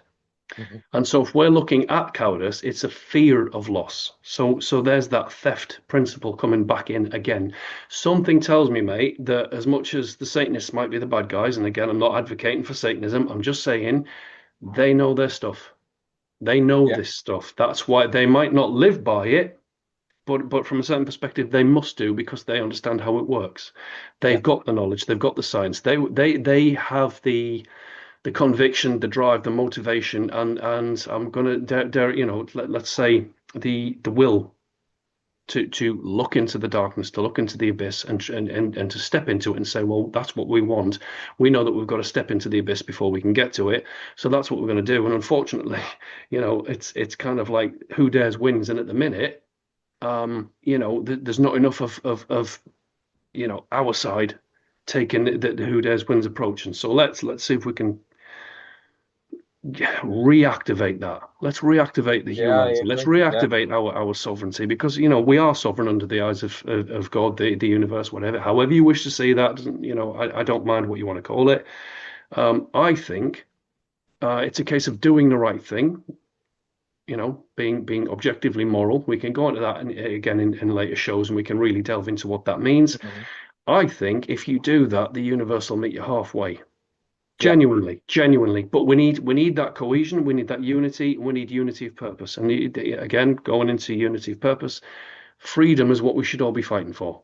Freedom is the only thing that's important because freedom and sovereignty are directly linked. Freedom and morality are directly linked. Therefore, morality equals freedom equals sovereignty. It's as simple as that. Yeah. That's as easy as it gets. I mean, we can give examples of this if you like. It's go into it as often as possible. Ideally, at some point, I'd like to get a Yeah. live chat going where we can have people interacting with us, give us examples, give us challenges. This works, folks. This really, really does work. This is the solution because it's if we look at the causal factors, we know what the problem is, and the problem is the absence of knowledge of natural law, the absence of this this inquisitiveness, this curiosity, this drive to be better, this drive for purpose. We've lost it, and it's Yeah. largely fear based. It's largely fear based because we've been manipulated, we've been subjected, we've been kept under the thumb, kept in the dark. Divide and conquer tactics are used against us all the time. I think I'd rather know how it works so that we can begin to combat that. Yeah. Anyway, Well, massively diverted the direction of that. So, well, I mean, I agree with all the points that you made there. And do you know what? I'm going to say we've come a long way, but it's brought us on to the aim of the Occult Academy. go for it. And the Occult Academy is to establish freedom under natural law. I Brilliant. mean, Yeah. it's as simple as that. We want to be free. Well, the way to be free is by using it and applying, by knowing natural law. End of the end. Don't forget to put your seats up on the way out and grab your coat. That's it. That's Well, it. that's Freedom our under job done natural. then, Steve. We've fixed the world. Should we go on older now? What we need, yeah, but all we need to do is establish why that is the case Yeah. by establishing truth and principles and Yes. put some definitions, some clarity, some meat on the bones of this material. And Yeah. again, a lot of people might be like, well, I still don't know what they're talking about. Well, yeah, because this is things that we need to learn. This Yeah. is why it's called the occult. The occult means hidden. Well, what's hidden from us? The ability to be free. That's what's hidden from Yeah. us. Why? Because when you've got two groups of people and some of them are in the know, and this Yeah. knowledge that they've attained keeps them powerful and rich, well, you're not Yeah. going to share that with the dumbos. You're going to keep knowledge away from the masses to keep them ignorant of how Yeah. to share the wealth that they've accumulated for themselves. Yeah. That's all it is in a nutshell. I mean, And the way around it is, I was just going to say one of the satanic mindsets, one of the satanic principles is if you can get away with it and nobody tries to stop you. In other words, if people comply with your machinery, your of evil, if your mechanisms, your designs, your agendas, your plans, right, your actions and behaviors, if you comply with that, whether you know it's wrong or you feel it's wrong, whatever, if you're going to comply with it and they're going to get away with what they're getting away with, they're going to not only keep doing it, they're going to step it up. And the more they're allowed to get up with it, I would imagine that apathy within them, that part of their psychology that's well, we don't care about the consequences of our action, that's going to get reinforced because they know that they can get away with it. yeah, And so, if they know they can get away with it, then their attitude will become and has been in again, this is a basic satanic principle: is if nobody's going to stop me, then I'm allowed to do it. Then that's my right to do that. mm-hmm. And again, I'm not advocating for that. I'm not saying that's right. What I'm saying is that you can understand that mindset, which is if I'm going to continue to commit acts of atrocity, evil, theft, etc., and nobody's going to stop me from doing it, and people are just going to keep complying with me, then okay, under natural law, do as thou wilt shall be the whole of the law. Mm-hmm. Again, that's not to say that there's no actions for consequences. There's always actions for consequences. But if you want to look at it like that, if you want to understand the mind of a tyrant, of a psychopath, of a dark triad, of a cult leader, of a politician, of all of these people that are creating the agendas and steamrolling over your rights and freedoms, that's their mindset. Mm-hmm. That is their mindset, pure and simple. And so, Yeah, yeah, exactly. going back to the idea of a cult academy is It's twofold. One, to bring education to people. It's again to unveil it. Let's unveil some basic but very mystical truths. Some people will look at it and say, well, that's just that's just basic observation of the world and the universe around us. And yeah, to a large extent it is. But there's also a very mystical aspect of that. It's knowing how it all fits together. It's looking at it and going, wow, that's actually quite extraordinary. Why has it been hidden?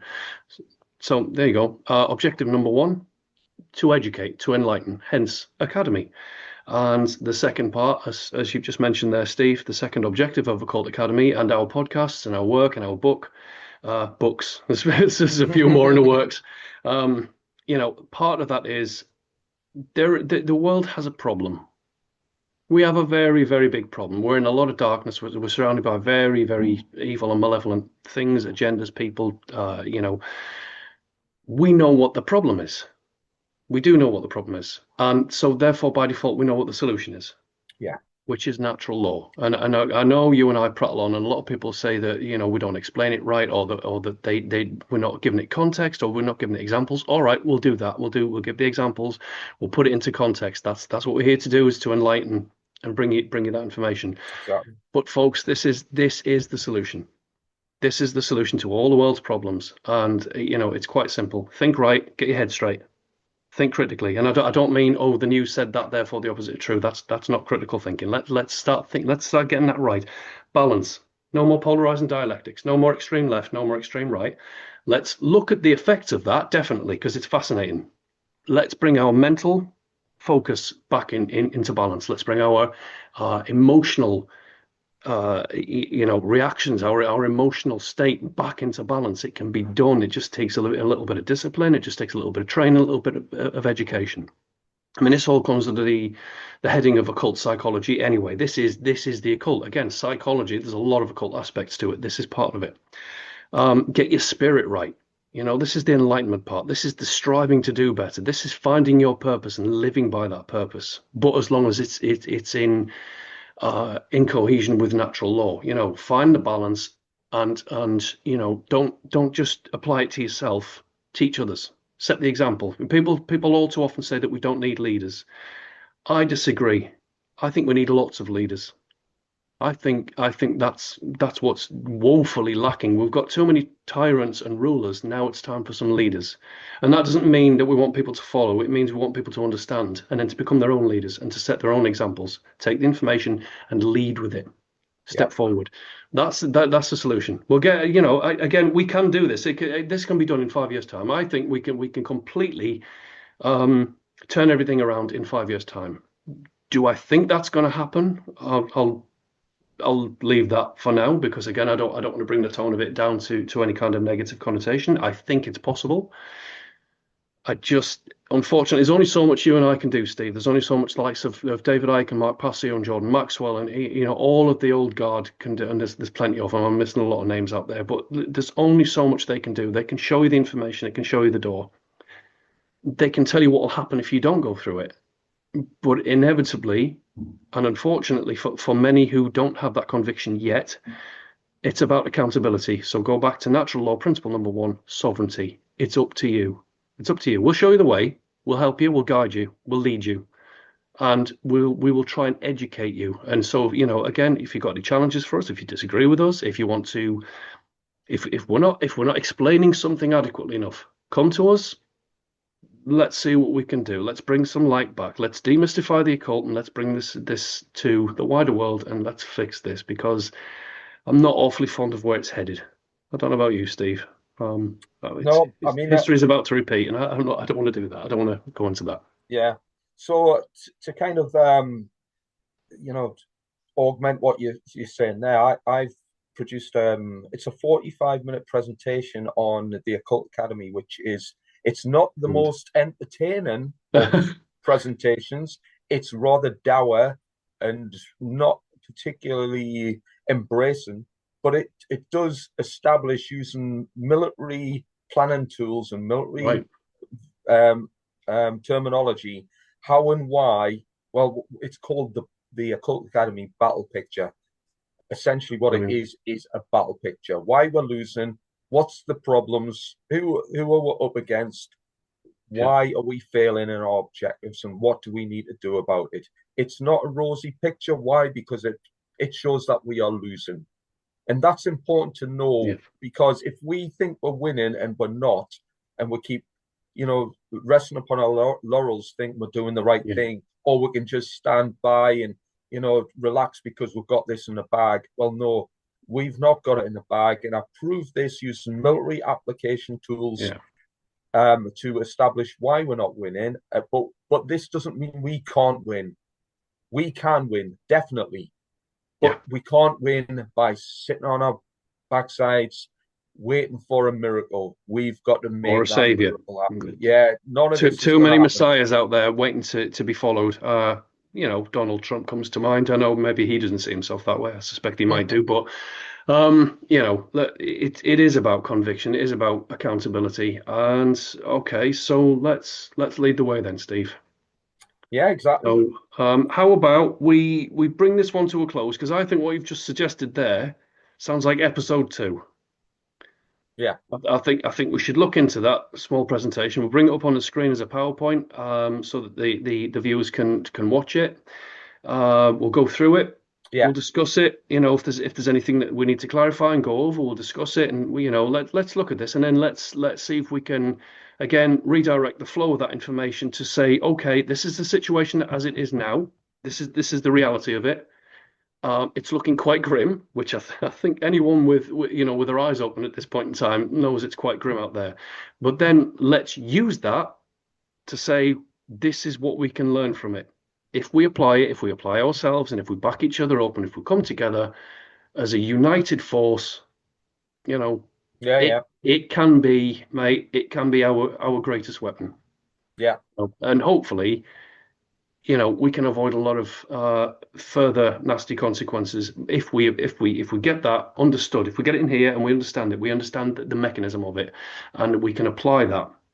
We yeah, can observe it. So one of I've just had a conversation today about the fact that a lot of you know let's say influencers, people in the social domain, including us from time to time. I know I've been a bit blackpilled, certainly in recent years, and I can come across with the aggressive fear-based approach. I can come in like a bulldozer and just say, right, you're all screwed.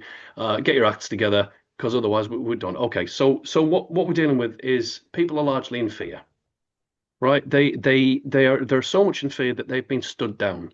They potentially lack purpose. They've lost direction. They've become so bogged down by the world around them, telling that they're insignificant, that they're not good enough, that they're not strong enough, they're not powerful enough to overturn the system. This is what they have been conditioned to believe.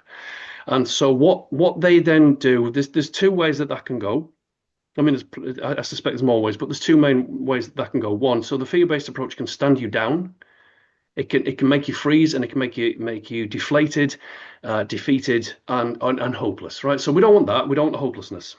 Right. So that's one of the angles that the fear being used against people has achieved. It's stood them down. Again, we go into to this massively in our book about stand down operations, and how to avoid that, and how to recover from that, and how to improve your own psychology so that you're prepared to deal with that. The other direction it can go, and as we have seen, and again, our book deals with this massively as well, is that people will then cling on to something called false hope, right? They will look at the false light. They'll look at the saviors, the Messiah figures, who's the rescuer. If we are the victim, we need a rescuer, right? It's that mental shift, which then that false hope leads them down into psyop territory. So this is where we get, well, I can't deal with reality, and I'm going to offend people here, sorry. So therefore the earth is flat. I can't deal with reality, therefore the white hats are going to save us. I can't deal with reality, therefore I'm not going to pay my council tax. I can't do, another big one, massive one. I can't deal with reality, therefore I'm going to think positive, put my fingers in my ears, and everything's going to be rosy. No, it doesn't quite work that way. Manifestation does work, not that way. yeah, There is a way that it works, and it's quite practical and matter of fact, but it does work.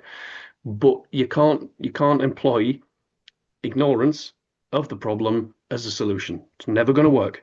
Another psyop that people fall into is, at the minute, oh, we need a different political party with a different colour tie that's not familiar to us. Oh, we just need a slightly different one that's full of the old guys from the other political parties. That's not going to work either. The system's broken. You can't use the system to fix the system because the system doesn't want to get fixed. It's happy with the way it runs. Another one. The aliens are coming to save us. Yeah.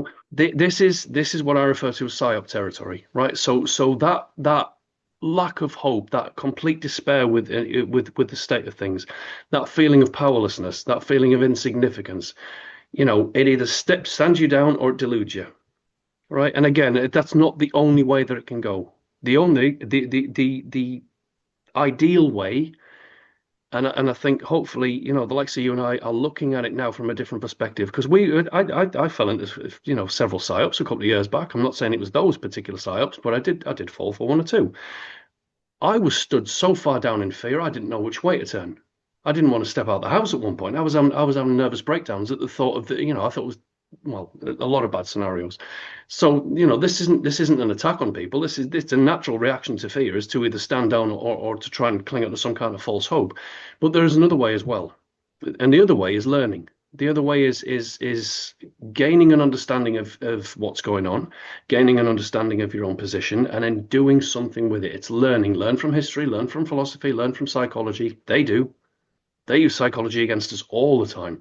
Um, they use technology against us big time. I mean, this is a massive one, especially with AI and smart devices. And, that's a massive weapon against us. Equally, though, those exact same things can work for us. We've just got to be a bit more discerning, a bit more guarded with it, a bit less dependent on it. We still have the ability to think critically. We're still human. We're still thinkers. It's just that largely we've been shut down from that. It's not switched off. It's dormant temporarily. So I feel like I'm getting a bit preachy, but what I'm saying is, so let's go for option number three. Let's go for the education route. Let's go for the improvement route. Let's get our purpose back. We've got examples of that in the book. Universe 25, the Utopia Mouse experiment. Universe 25. It shows us that without purpose, we're lost. You Have know, you have you held the book up yet, I Nathan? haven't. I haven't. I figured I'd do that right at the end so that we can get Oh, right, people's attention. right. But again, so it is a shameless plug, but why not? I think everyone's got a book these days, so we've got our own. So, and it's Yeah, going to get expanded on, and there's more in the works. There's more books in the works. So just yeah, yours is yeah. clearer than mine, mate. Right, so I'll let you do the work. Right, so Fake Awake. Um, I'm going to read the title out because it's got a subtitle. Right. So our book is Fake Awake: Cults, Psyops, Psychosis, and the Systematic Destruction of the Truth Movement. We have contributions as well from Mark Devlin, good friend of ours. John Hamer, very good friend of ours as well. Shannon Rowen, Ben Emlyn-Jones, Chris Powis, and a personal friend of mine, which is Carol Bowler. People might not be familiar, but she's got some very, very good insights to add to that. And apart from that, Steve, you've got some fantastic contributions in there. And again, we've got a new edition coming up at some point. I'm not going to put a time limit on it because I'm just so far behind with so many projects. But it's going to get expanded. We're going to increase the text size and split it into a couple of volumes so that it makes it a little bit more legible, a little bit more readable. Needs a few edits, but what we deal with in Fake Awake is largely the content of what we've discussed today, which is natural law, the occult aspects that have been weaponized against us. It looks at a lot of psychology. It looks at things like why we think we're critically thinking but we're not. How we cling to things like polarizing dialectics, which is basically one extreme being directly used against another extreme. So that you see this everywhere. Politics is a primary example: blue versus red, conservative versus liberal, blah blah. It's this. This is a polarizing dialectic. It is designed specifically to drive a wedge between people, divide and conquer, tear them apart, rule. And it works perfectly. It's an ancient technique, and it works. It works very well. Then we look at what it means to have a balanced mindset, a balanced spirit, and how that can improve everything that's linked to it. And again, the solutions. People have said there's no solutions in my book. The solutions are all over the book. It's just ideally you've got to read the book to find the solutions, Yeah, but they yeah, are in there. And the solution is this is how psyops work. Now you're armed against that. Now you know what a psyop looks like. Now you know how it takes on personas and archetypes and things like that. You know what to look for. This is how an unbalanced brain works. We need a balanced brain. We need it. We need to snap out of the polarizing dialectics. We need to snap out of extremism. That's in there. That tells you what the signs of an unbalanced brain looks like, what an unbalanced behavior looks like, and therefore how to um, enact the following. It's how to fix that. Most of all, the solution is, and it's in there a few times, natural law, objective morality, and looking at the universe for what it is, as opposed to what you think it is or what you'd like it to be. And it's relatively early on in the book. In fact, I think chapter 4 goes into it well in depth, and it dissects what people think. Um, things like sin. It's massively misunderstood, misappropriated. It's not what people think it is. It doesn't make sense from a theological perspective. That kind of sin, that kind of morality, doesn't work, provably. But then it counters that by saying, well, here's what real sin is. Here's what real objective morality looks like. This is the difference between right and wrong. This is how you tell the difference between right and wrong. Very basic concepts. And if we apply that, then the solutions become, I guess, obvious. They become, self-evident. Once you have got to that level and figured it out, you will start to figure out, because you'll find your purpose again. You'll start to make massive improvements to yourself. You'll start and try and help others to understand this. It'll grow outwards, and it does grow outwards. But you've got to build on it. You've got to have conviction. yeah. So Steve, do you want to stick that on the screen one more time, because my graphics are not ready, because well, I can't even use that word on YouTube, so I'm going to be careful. No, Fake Awake from myself, Nathan, Lucius, and Steve James. We have a YouTube channel now under the Occult Academy. There's a couple more that are going to be added under that banner, but I'll announce that as and when they're ready to go live.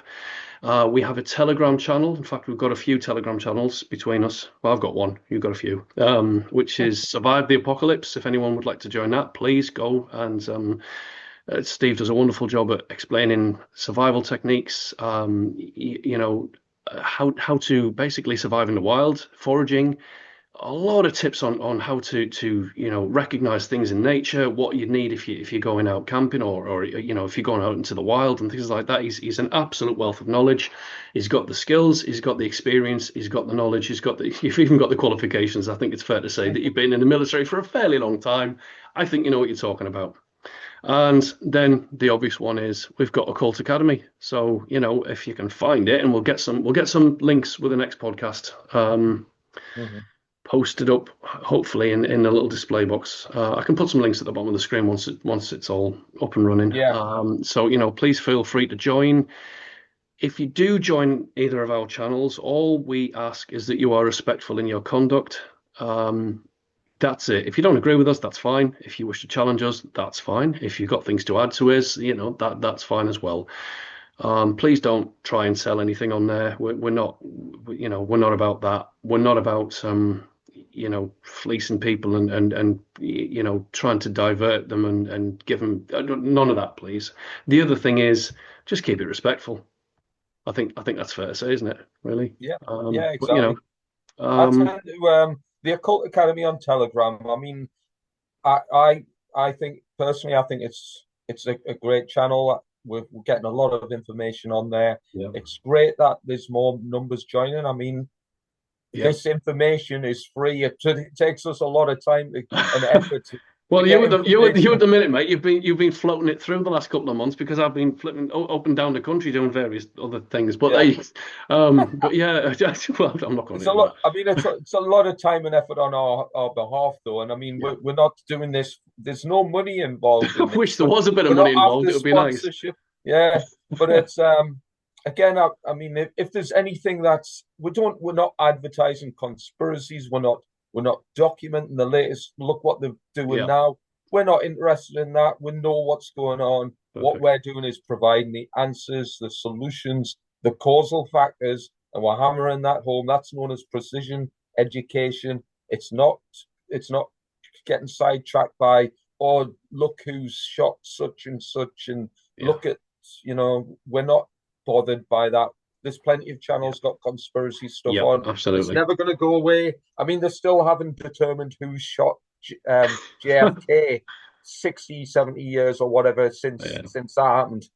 So all these conspiracy stuff, it's never going to go away. We just need to stop getting sidetracked by it. It's all interesting, it's all Absolutely. right, but there's plenty of channels devoted to that. Yeah.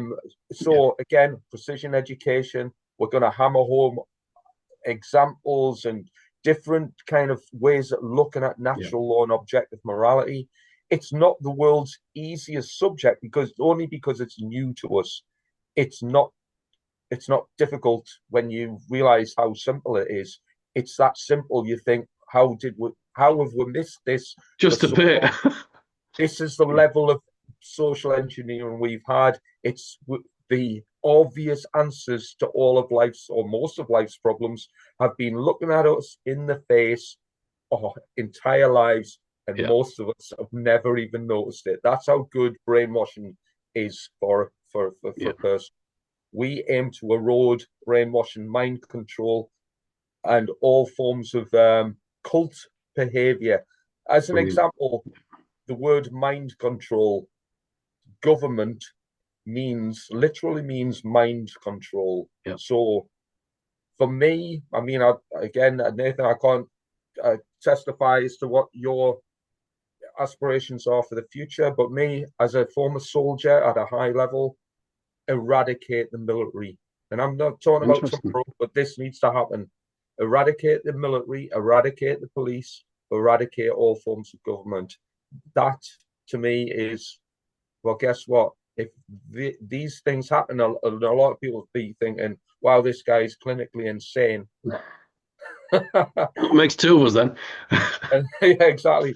So I'm not saying this is going to happen in the immediate future, the near future, but these are aspirations that can be accomplished, and there's reasons for this as well. And again, if you're new to any of this, if you don't understand the principles of anarchy, for example, you're not familiar that even things like government are there to mind control the human population in order to profit from them. If you don't understand that, again, you've got quite a lot of learning to do to reach this level of understanding.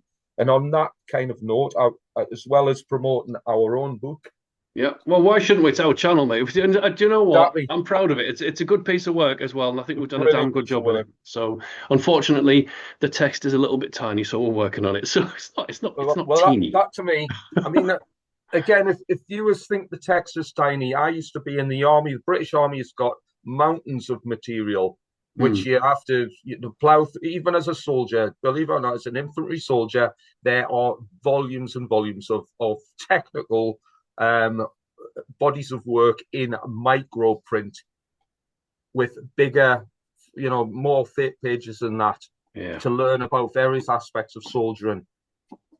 This book, to me, I'm going to call it a warfare manual. Why? Because it teaches how to wage war against evil, how to wage war and have a successful outcome to a better world. So if we're striving for a better world, I'm going to Yeah. massively endorse that book. I'm also going to endorse this book. This is Yeah. called the Most Absolutely. Dangerous Superstition by Larkin Rose. Again, viewers need to be familiar with Yeah. Larkin Rose. He has daily content out practically on YouTube. One other book, again, if it's probably too difficult to get hold of a paper copy without spending a massive amount of money.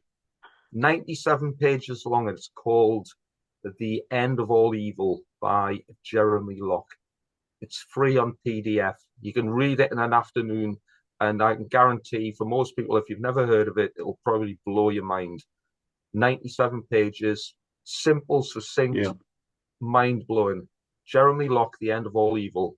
Secondly, this one we've mentioned, The Most Dangerous Superstition by Larkin Rose. Yeah. It's not massive. Again, this if you're in two minds about what anarchy is, that's the guy to look up for. Yeah. The third thing I always recommend as well is probably my personal favorite. I'm sure it's probably yours as well, Nathan, which is Mark Passio. Yeah, Mark, yeah, Mark absolutely. Passio to me is outstanding. Yeah, His delivery, his information, almost everything he has done has yeah, been absolutely above and beyond. For me, he's a living genius. yeah, Respect the guy's work. Especially look out for something called. If you're only going to look for one thing by Mark Passio, look for the Natural Law Seminar, which is 8 hours long, yeah, but it's probably the most mind blowing 8 hours of genius information that is essential to anybody who wants to establish truth, a principle, freedom, and sovereignty yeah. in future. That's what I'd look for.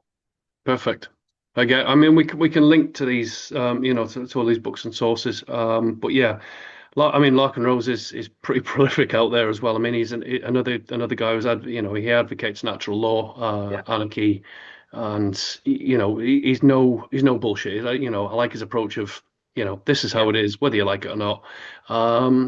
Use your heads, I guess. It's a very no nonsense approach, and he's very likable actually. I like Larkin Rose. yeah, yeah, yeah, And yeah, but for anyone who's not familiar with Mark Passio, and again, I know so he's and this is an interesting observation, is that women tend not to like his voice and his approach, whereas the men, mm, some of them, it seems to be the men that are primarily drawn to him, in which mm, is it's a curious dynamic. But yeah, I mean, to me, Passio is the top of the pyramid. He's the teacher that the world needs, and so we are now trying to replicate that in our own way, in our own style, which is to get that message across as well. And if you're looking for guidance, if you're looking for answers, for truth, for facts, for evidence, for graphs and comparisons, go check out Mark Passio. Failing that, come back and check us out and join Occult Academy. I yeah. think we should leave it there for today, Steve. I think we've Happy plowed days. away. Yeah, It's a good introduction, I hope. Just as an outro, thank you for everyone that's actually listened all the way through. If you like what we've done, I'm gonna sound like one of those like, subscribe, subscription bell, all that. I don't, just do that. Give us a bit of a heads up with it. If you do like the content, please let us know. Um, Again, we don't expect everyone to agree with us. Just kind of keep it civil, really. If you do want to challenge us, if you don't want to, if you want to call us out on things, yeah, okay, fine. Nobody's perfect, I'm sure. Bring it on, and let's see where we can go for it, and what we can all learn in response to that.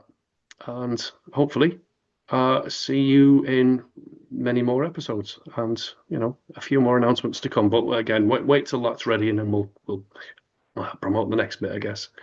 So thank you for watching, and Steve, my partner in crime, co-author, and absolutely awesome bloke. Thanks for joining me for this, and well, we're a duo now, so you're not allowed to not be on here with me. So, but we'll just one more thing, we will be getting some guests on as well, which keep your eyes peeled for that, because we've got some interesting guests lined up already, and I think they'll bring a lot of value to that, and you'll recognize their names. So I'll leave it at that. Thank you for watching, Right. and let's just hope it's recorded properly. There you go. So thank you very much, and goodbye.